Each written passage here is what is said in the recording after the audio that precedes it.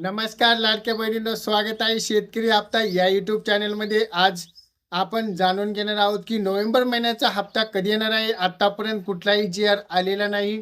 आचारसंहिता लागू झाल्यापासून आतापर्यंत हप्ता आपल्याला खात्यावरती येणार आहे किंवा यामध्ये आपल्याला किती तारखेपर्यंत हप्ता हा जमा होणार आहे किंवा आपण हे पूर्ण माहिती आपण या व्हिडिओच्या मार्फत जाणून घेणार आहोत। चॅनलवरती नवीन असेल तर चॅनलला सबस्क्राईब करायला विसरू नका। असेच अपडेट आपल्या चॅनलवरती येत असतात। बरं, चला तर व्हिडिओला सुरुवात करूयात।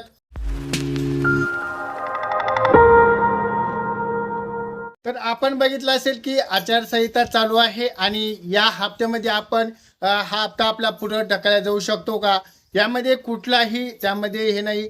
कारण दिव्यांग बांधव असेल किंवा संजय गांधी निराधार योजना असेल, त्यामध्ये बघितलंय की हे सर्व योजनेमध्ये सगळ्यांचे जी.आर आलेले आहेत आणि लाडक्या बहीण योजनेचा हा जी.आर पण आपल्यासमोर लवकरच या 2-4 दिवसात आपल्याला येणार आहे।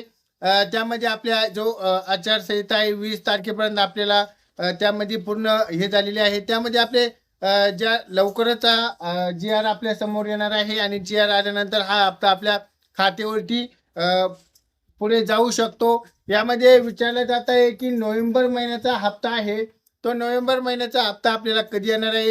येत्या 2 ते 3 दिवसात हा जी.आर येणार आहे आणि जी.आर आल्यानंतर हा नोव्हेंबर महिन्याचा हप्ता आहे तो सगळ्यांच्या ज्या लाडक्या बहीण आहेत त्यांच्या खात्यावरती हा हप्ता जमा होणार आहे। त्यामुळे तुम्हाला कुठलीही चिंता करायची गरज नाही। सरासरी जर आज 3 नोव्हेंबर आहे तर आजपासून जर आज जी.आर आला आणि या 2 दिवसात जी.आर आला तर तुमचं वितरण 7, 8, 9 या तारखेपर्यंत हा तुमचं वितरण तुम्हाला ते विचारलं जात आहे की नोव्हेंबर महिन्याचा हप्ता आहे, तो नोव्हेंबर महिन्याचा हप्ता आपल्याला कधी येणार आहे।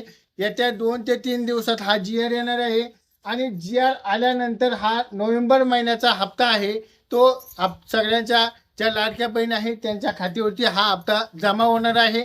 त्यामुळे तुम्हाला कुठलीही चिंता करायची गरज नाही।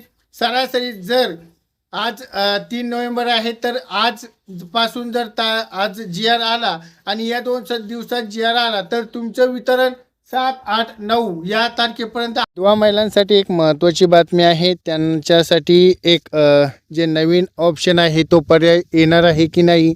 बऱ्याच महिलांचा प्रश्न आपल्याला विचारला जात आहे आणि त्यामध्ये बघितलं यामध्ये आपल्याला जो कॅटेगरीमध्ये थोडी चेंजेस होणार आहे।